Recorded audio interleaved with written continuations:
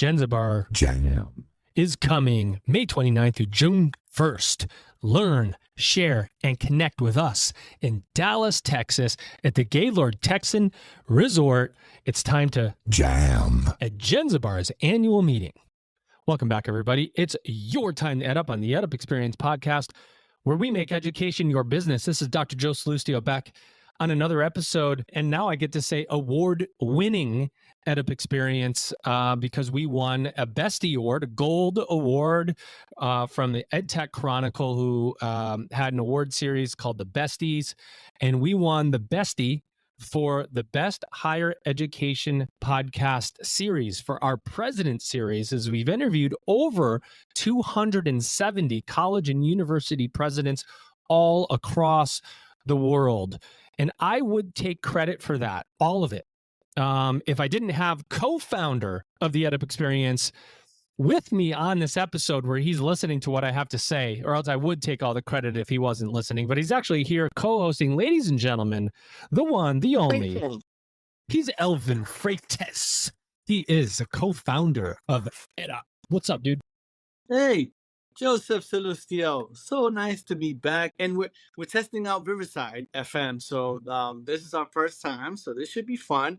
So kudos to our guest who is helping us along to test this out. But I'm looking forward to this one, Joe. I love the concept on this one. So let's move it. Let's get into it, brother man. Let's do it. Yeah. So far in our testing, we're having a few problems. We're going to have a problem here. We've had more than one. Camera didn't work. We're having some echoes. Elvin, I might hit the mute button on you if you talk too much. There's going to be all sorts of things going on in this episode. But let's bring in our guest now. When I say they're doing interesting work, I mean they're doing interesting work, and it's something that we should all hear about in higher education. Here we go. He's Dr. Jason Hale. He is the Director of Education Services at Haven Park Communities. Dr. Jason Hale, what's going on? Hey, thanks, guys. I appreciate you guys giving me a platform to talk about some of the things that we're doing over here at Haven Park. It's a pretty exciting, honestly. It's been about 12 years in higher ed and 3 years working on the high school side, and to find a private company that's doing something like this was mind-blowing to me, and I feel honored and just lucky every day. I feel like Santa Claus within the company because I get to do so many good, wonderful things on behalf of the company to help so many of our residents. I like your style, dude. Let's level set for the audience. Tell us about Haven Park Communities. Right now, somebody's listening going, why is Haven Park Communities on a higher education podcast? We're going to get to that, but let's find out about Haven Park Communities first, and then we'll go into it. Yeah, absolutely. Haven Park Communities is a manufactured home operator and developer, fairly young company. They've been around since 2007. So when you hear manufactured homes, you might be more familiar with the terms mobile home parks. The mission of the company really is to create caring communities for hardworking, honest residents and responsible residents. And the vision and kind of what this program is, the Education Success Program, was something that was a brainchild of one of our co-founders, Anthony Antonelli, back in 2021. Just with that mission in mind, he's somebody who, was a first-generation college student. He's somebody who had a lot of challenges in his own educational adventure, kind of before he kind of made it in the business world, and education was his success, and he figured that creating a program like this, and I'll get into the details for sure, and the scholarship component of that for sure, was one way that we could give back to our communities and that we could show and demonstrate that we do care. Again, that mission is creating caring communities. We want our residents to care about each other and the place that they live, but we want to show that compassion and that caring nature. And one way to do so is the creation of this program. Epic. So what is this program? So what is a director of education success I felt mean in a community? Yeah, I felt the same way, I think, when I saw the job title. A little bit about myself, just so you know a little bit of my background. I actually grew up in a manufactured home myself, raised by a single parent, was a first generation college student. And, as I mentioned, worked in college admissions for about 12 years at schools all across the country, and then on the high school side. And my wife and I had moved to Utah, where Haven Park Communities is based. And while they're based in Utah, we have dozens of communities all across the United States in multiple states. And I saw this job listing and I'm thinking, Director of Education Success, what does that mean exactly?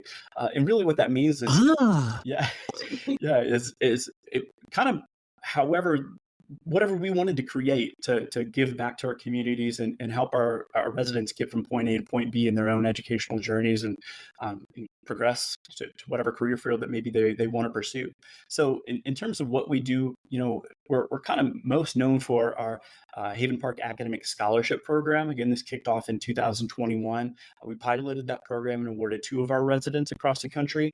In 2022, we awarded 19 of our residents across the country. In 2023, we awarded 38 of our residents across the country. This year, we're wrapping up the cycle, and we are about ready to award 41 new residents. That will give us 100 total scholarship recipients since this program kicked off in 2021. I think what's magical about these scholarships is that it's life-changing money. There's really no one else in our industry who's doing anything like this. There may be a couple other companies who are kind of doing things on a little smaller platform, but our scholarships are very significant, up to $10,000 per year. To be used at a 2-year, 4-year vocational tech, and they're renewable scholarships as well too, up to an additional 3 years or until a bachelor's degree is achieved. So really, it's open for any of our residents, high school seniors, or anyone who's a current college, university, vocational trade tech student, or an adult learner who's thinking about coming back to school. So when Anthony kind of created this program, he was all about college access. And that's certainly been my passion and my exploration and working all in college admissions and on the high school side is how do we get more people to where they want to go and to where they want to be professionally? And that's different for everyone. Again, that was what Anthony was saying too, as we created this, is we want adults to be able to come in and, maybe pursue vocational techs or trades that maybe they can level up or skill up and go back and achieve certificates, whatever it is they want to do. We want them to be a part of this party as well. So that program is kind of our signature program. And I think the thing what makes it really unique is we invest about $500,000 into this program each year. Certainly the scholarship component is the biggest component, but with my background in admissions, my real passion also is retention. How do we get folks from that first year to the second year and all the way through to the finish line? So I think what's also special about this program is that all of our Haven Park scholarship recipients are paired with Haven Park employees who serve as mentors during their first year as a scholarship recipient. They meet with their mentor once a month to work on goal planning, just kind of maybe just common questions about how to navigate higher education. And then they also receive webinar programming as well too that I curate that's pre-recorded because everyone's on different schedules. So, we do sessions on just kind of what is mentorship, for folks, because, about 73% of our scholarship recipients are first generation college students. So this is brand new. What does mentorship even mean? And how do I take advantage of that? And we also get into the nitty gritty with some of these webinars and do things like study abroad. What is that? How can I afford to do something like this? Growth mindset, understanding kind of fixed mindset and growth mindset, utilizing kind of LinkedIn, building your social network and social capital. So all sorts of different types of webinars, in addition to, that one-on-one regular check-ins with their Haven Park mentors that kind of serve as individuals who will help them with doing mock interviews or resume prep or whatever it might be, or just, being a consistent point person in their life as they navigate that first year as a scholarship program recipient. And again, everyone's in a different place. Some of our scholarship recipients are, freshmen at their institution. Some of them are second or third year students. Some are about ready to graduate. And some are, again, those adult learners who are coming back to education after maybe a number of years, and maybe you're just trying to navigate, how do I balance this with having a full-time job or having children, young kids at home? So whatever it is, our mission is to help our residents get from point A to point B. And, it's great to hand someone just a scholarship and say good luck, but we're really invested in getting them to the finish line. Amazing. Elvin. Yeah, I want to jump in. So, Jason, I'll be honest with you. We get pitches all the time, and we see these folks that want to come on all the time, every single day. When I saw this one, I said, "Oh, I gotta get him on." And this is super fascinating, interesting. And you answered almost all my questions, man. Like, but I do want to know, how do you get the word out? Because they're all like, and you called it, you called it something else. Mobile homes is what I'm used to, but you called it something Yeah, else. What was it? What's that called again? Is that a manufactured yes? homes. Manufactured. Yeah, Okay. It sounds yeah. purposeful too, right? Like the language change. It's Yeah, powerful. I yeah. like And I manufactured think, home, when factory you home. think about the term, mobile parks or mobile home parks, there's a certain connotation historically that folks kind of have with that term. And Haven Park's trying to change that narrative. We're investing in our communities and really trying to invest in our residents and get folks to purchase homes within our communities and not just be renters. Studies have really shown that folks who own homes take better care of their homes. They live in their homes for much longer. So, and now we create programming like this where you would say, well, in addition to having, dog parks and pools and a lot of great amenities that you wouldn't associate with maybe a mobile home park, now we have these education features where you can send your child and they can receive a scholarship and help pay for their education, help them get from point A to point B. So that's what kind of my question now. So tell us about, how do you get the word out? I'm going to ask you a lot of questions, man. Yeah. How do you get Get the word ready. out to the residents, right? I mean, tell us the story. How did you get the word out to them that, hey, this is available to you, right? This Yeah. is how you apply. This is our evaluation process, how we choose who we want to be a part of this. And then talk about, is it just for online students? Because they're mobile, so they want to go around. I mean, they want to be in person. I mean, so talk about all that. Yeah, so in terms of kind of our actual scholarship recipients, they're all over the map. The majority of those folks do attend in person. We have, believe this or not, okay, I'm going to shock you here. We have scholarship recipients. We have one at Stanford this past year, which is really exciting. University of Iowa, Iowa State, Auburn, University of Nevada, Reno, UT Austin, Oklahoma State, University of Nebraska, Lincoln, University of Louisville. The list, keeps growing. So I think we're here to kind of crush some of those stereotypes about maybe even folks who might live, in a manufactured home community. These are incredible students, and every day I get a chance to work with them, I honestly feel blessed.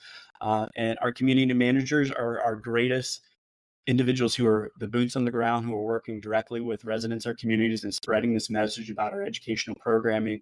One of the programs that I created that we haven't talked about yet is called the Springboard to Success. And essentially that is a college access club for all of our residents across the country, whether they're, middle school kids or high school students or parents of high school students or current college students or adults who just have some educational interests and, maybe you just want to change their job career or field and don't know how to do that. Anyone can join our Springboard to Success program. I should say all of our programming is free for residents, but the Springboard to Success is essentially designed to be a college access club with pre-recorded webinars, with one-on-one guidance from me, and then with electronic newsletters that I send out monthly that really kind of cover a variety of topics from, just what's going on in higher education, make sure folks are understanding kind of the FAFSA timeline and the changes. And certainly, the pre-recorded webinars, we focus on things like just understanding college admissions or visiting college campuses or financial aid essentials. And then we also have some for, folks who maybe are checking out some different sectors. Like we have one on just if you want to start your own business or maybe create a side hustle, like just entrepreneurial skills. My wife is the real rock star in our relationship. She's the director at the Anderson Center for Entrepreneurship, the executive director at the University of Tennessee. So she's the one I Oh, love wow. I love to tap her shoulder from time to time and use her expertise. So she loves to kind of co-host that one. We bring in some other folks to do like the study abroad experts from in higher ed. Then we also will do some of just how to get the most out of your resume or tips for job hunting. So in theory, when you think about the Springboard to Success program, we try to drive as many of our residents to join that club because that serves as kind of our pipelines. That way I can market directly to those individuals and say, now that I know you're interested in higher ed or wherever you're at in your journey, let me now tell you more about our scholarship program and make sure that you get your application in. So that way we can consider you for financial consideration. So how do you? Wait, Ellen, I got to ask how are the financial aid conversations going right now? Did you know that Jenzabar has helped more than 1,400 campuses worldwide transform and drive institutional and student success? If you want to learn more about Jenzabar or get a more in-depth look at what's happening, Join us at Jenzabar Jam. in Dallas, Texas at the Gaylord Texan, May 29th through June 1st. Let's Jam. When you think about our scholarship timeline, typically each year we run that scholarship timeline from December 1st through the end of February each year. So a 3-month window, usually when we get residents time to submit their applications. We had to extend that, of course, just given the FAFSA delay. Well, I think one of the things that I'm passionate about our program is we do not require the FAFSA for folks to submit a scholarship application or to be considered. Certainly it's encouraged because we want to be able to take financial need into consideration. So we do have questions on our application. Did you complete it? But the ultimate goal is what do you anticipate after any financial aid or scholarships to be your out-of-pocket expense for this upcoming academic year? Because certainly we have residents who may not qualify for FAFSA for a number of given reasons. And again, coming back to how can we be incredibly inclusive and accessible? So that is an important characteristic, is not requiring that FAFSA. So we did, of course, extend our application deadline another month, and I wish we could continue extending it, but who knows how long this is going to go? As I have Good gauges, question. I connect with, and I work really closely with our reoccurring or continuing scholarship recipients each year. So I'm able to check back in with them to say at their particular institutions, have you heard back from your institution yet? Have you gotten your financial aid package? Do you know what that's going to look like? So It's fuzzy I'm kinda able to math. yeah, I'm able to get some information in real time, but I think we're all just trying to do the best we can, just given this FAFSA. I don't just say the newness of what we're experiencing. That's a nice way to put it. So I do want to know though. Let's go back to I think you missed this one. The question about how do you evaluate them, and you talked about that a little bit. But is it like a committee? Is it just you? What's the background behind that? How you select? We do review in committee. We work with a scholarship management program called Kaleidoscope. I'm not sure if you're familiar with them. They manage a lot of different scholarships for different companies and organizations. So we have them review these applications as well, and then I review these applications, and we also kind of just look over everything as a team here at Haven Park. But in terms of just minimum requirements to be able to apply, as I mentioned, you have to be a resident, or your parent or guardian has to be a resident of our Haven Park community. You have to be attending an accredited 2-year, 4-year vocational trade tech institution we're planning to in the upcoming academic year. Or as I mentioned, you can also be an adult learner who's thinking about coming back and planning to go in that upcoming academic year. And then you need to possess at least a 2.0, minimum 2.0 cumulative GPA, whether that's in high school or whether that's in any college coursework that you've done. Gotcha. So that's kind of how we evaluate. We have a couple different essays on our application. One really just about service, just giving how big community is to us and creating us into community. How have you given back, and how do you identify it? It doesn't necessarily have to be your Haven Park community, but whatever community that you identify with and feel that you're a part of, how have you given back? And then an essay, of course, on just overcoming obstacles, because certainly when you think about, as I mentioned, just persistence in general, you've got to be able to overcome obstacles, right, in higher education and navigate that first year. And we'd love to be able to hear stories from students who have overcome some adversity in their lives and are stronger for it. And we know that when we award them a scholarship that they're going to be able to, they've been through tougher, right, than hunting down a difficult professor or whatever it may be that first year, or just navigating a higher ed setting. Our residents have real stories, and I think that's what's really exciting. They're incredibly thankful. They're incredibly engaging, and they want to work with us, and they want to be a part of like the mentorship program, as I mentioned. And I think a true testament to that is that in 2022, we had our mentorship program, and a number of our folks went through that program. And then in 2023, as we awarded new scholarship recipients to be first-year students in that mentorship program, I had a number, 5 of our prior 2022 scholarship recipients who volunteered to become peer mentors to those new 2023 individuals. So again, I was able to match first-gen college students who've now at least had a year under their belt or more, and who served with the mentorship program to serve as peer mentors to new scholarship recipients. So that's the part that just makes you feel good in your heart, is the residents are like, I found a lot of value in this, and I want to help give back. And again, these are residents who are all across the country, so they're not even living in the same state. You might be a peer mentor to someone living in Wyoming, or someone living in North Carolina, or Ohio. And that's just really cool. It's bringing people together and supporting individuals and supporting maybe some students with some similarities and similar background experiences to help get them to the finish line. I'm very cool. Joe, I'm gonna keep going. So, I'm gonna take a rest for a little bit. You own the podcast, man. You do good. So, so you mentioned, Surprise. yeah, surprise. You mentioned a little bit about how you work with higher education. Are there other ways that you work with higher ed, and are there any plans in the future? Like, is this? I mean, there are a lot of college university presidents listening to this, board of trustees. We have tons of higher ed folks that are listening to this. Are there any other wishes that you would want to kind of in the future further work with higher education? Talk to us about that. Yeah, absolutely. I'll tell you, a couple of the things that I would love to be able to do, as I mentioned with our Springboard to Success Club, these are our college access groups. What I would love to be able to do is partner with more institutions where we have communities in that local area. For example, we have a number of communities in the Iowa City area. I would love to be able to partner with the University of Iowa, for example, or similar institutions who have first gen programming to maybe come out and speak with our residents or coordinate and work with them to maybe bring some of our residents to campus to have a specialized campus tour and meet with other first gen students or learn from first gen Hawks or similar types of programs across the country. I love to create more partnerships like that. In addition, when I was at a high school and working in Southern California on the college counseling side, we had a partnership with an institution where any student from our school received basically a reduced tuition rate or a scholarship from that institution for our students to go attend that institution. So any institutions who would love to be able to partner with us in that regard, again, our students are fantastic. And certainly we're trying to do the best we can in terms of helping them financially, but certainly in majority of students, they could continue using additional aid, or we can't help everyone in our communities as much as we would love to be able to. So if any, institutions would love to partner with us in that regard and, maybe give a scholarship or reduced tuition rate to some of our residents, I'd love to be able to talk to you about that. Okay, cool. That's great. What's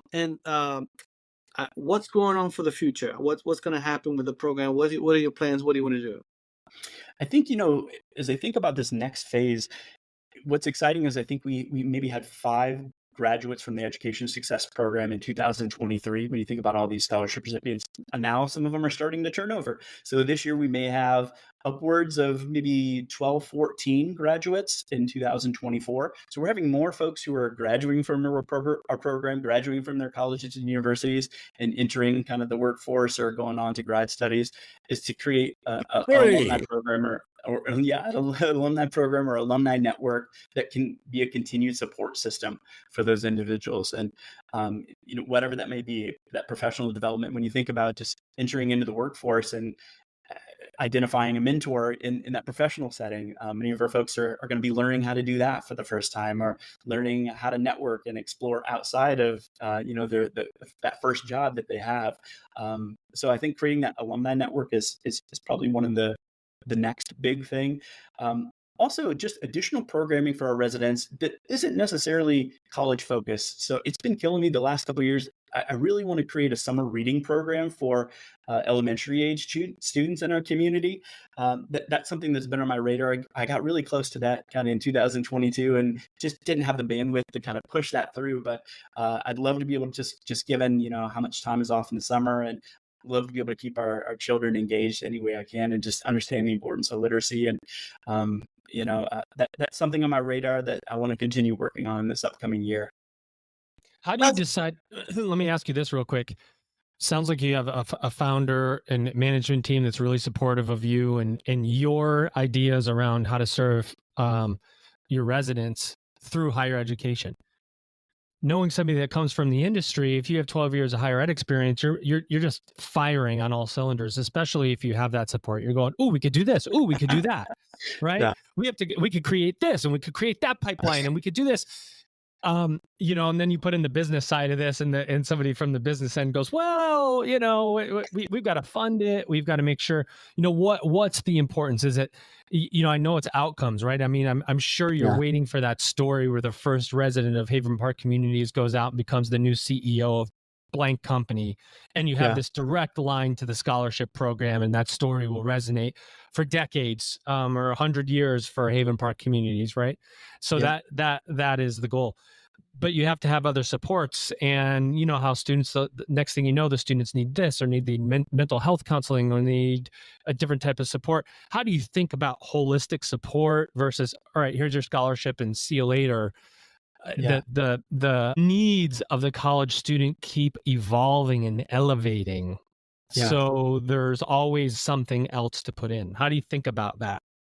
It is tough. I will tell you, when you think about just different things we do within our community, usually each May we recognize May is Mental Health Awareness Month as well too. Within our communities, we send out flyers, make sure folks are just aware and try to get past those stigmas of mental health. As I sit down and meet with our scholarship recipients, I meet with every one of them in May and then maintain relationships with them really throughout their entirety of the program. And then as they kind of graduate, it's maintaining just that close knit relationship, I think, so they can call me, they can, text me anytime they have questions. So, when you think about just the big picture programs, certainly we do our best and try to anticipate like what's next, what can we do next. I think about, you were talking about what else can we plan for. It's identifying, other state funded or federally funded grant opportunities for our residents across the country for different types of programming. Those things are on my mind as well too. But at the end of the day, it kind of comes back to those just relationships. It's the relationships you have with your students. It's the relationships our mentors have. They're connecting on LinkedIn. They're able to kind of just, if our student who's graduated, has a question, that I feel that they can reach out to us anytime. This isn't just as simple as here's your scholarship check. We'll see you. Good luck. It really is, I think, a lifelong partnership. As oftentimes when you do serve as a mentor or you serve as a mentee, you develop that. Oftentimes, if your mentor is genuine, right? If they really care, and we recruit folks within our Haven Park team who really care, and want to be a part of this program each year. So, big picture, we try to do what we can. And Joe, you mentioned just the stories too, but I live for those stories. And as I mentioned, we had our first 5 graduates last year. And one of the ones I'm most proud of is a student who I mentored this past year. She was a student from one of our Nebraska communities and a student at the University of Nebraska Lincoln, going through a teacher preparation program. And I was able to work with her pretty closely because I went through a teacher preparation program myself. So we were able to connect on talking about praxis and talking about just student teaching and, prepping for interviews with superintendents. And she graduated from University of Nebraska Lincoln in the spring of 2023, immediately got a job with the Lincoln Public Schools and just is wrapping up her first year as a 3rd grade teacher.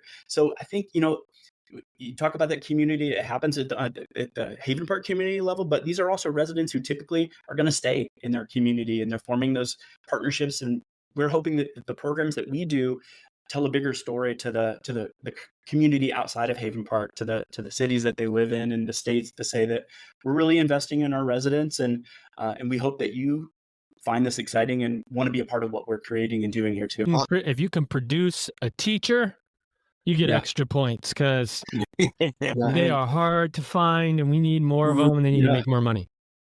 Yeah, Joe, we have a resident from one of our Minnesota communities who graduated last fall.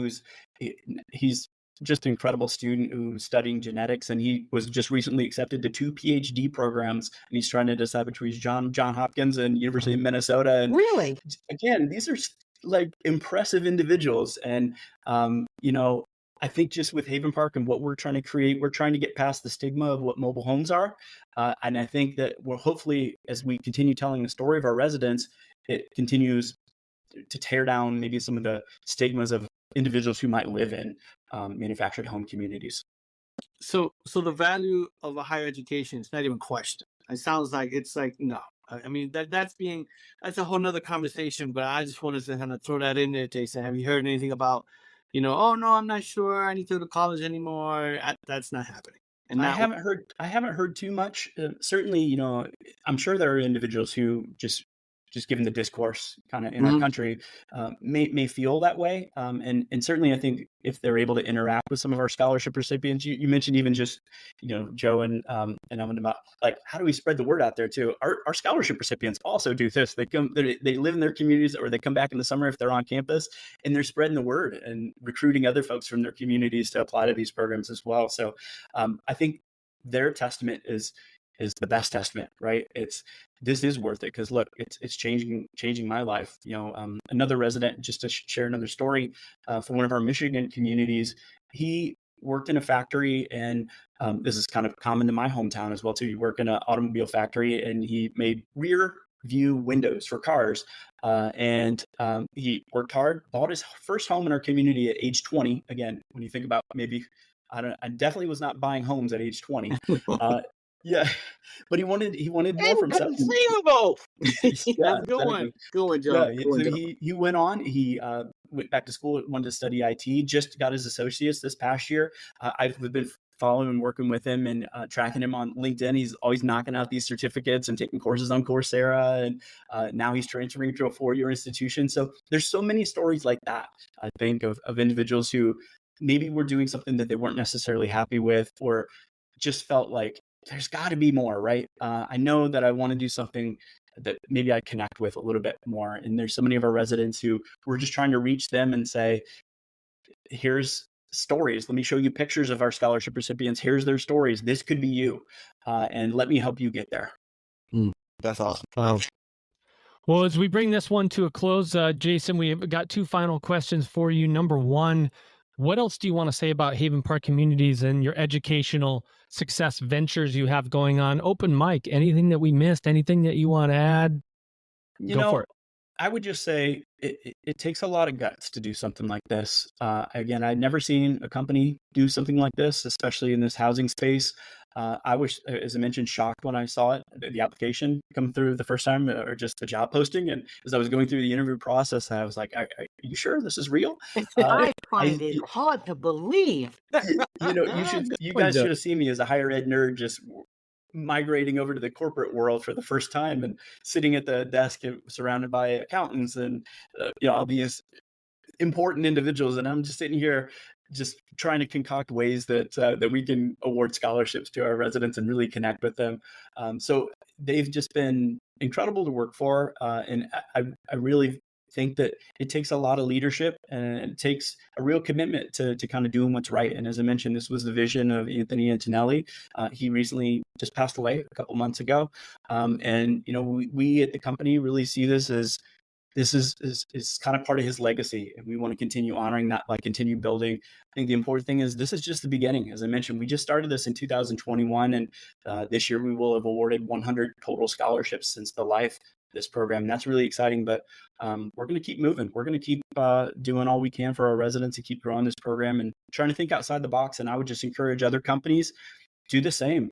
You've got individuals who can benefit, whether they're employees or other folks who maybe live in similar markets or other housing sectors. Reach out and find new ways to connect with students. Think outside the box, and if you ever want to partner with us in any sort of capacity that's going to benefit our residents, absolutely come talk to me. How do we reach you, Jason? Somebody goes, yeah, I'm going to partner with you. How do I get a hold of you? Yeah, so you can find me on LinkedIn, of course, but you can also just visit the Haven Park Communities website. You just type in havenparkcommunities.com, and we have an education page that talks about some of our programs, and you'll find my contact information right on there, and just go ahead and reach on out. All right, Alvin, last question to you, because I know you want to ask it. Yeah, so we asked everyone the same question, and I'm very curious because of your experience inside higher education, now outside of higher education. Jason, what do you see as the future of higher education? Well, that is a tough question. I think that we have to find a way to make this more affordable. I think that's it. At the end of the day, we have a lot of families and a lot of individuals who are, as you mentioned, are questioning, is this worth it?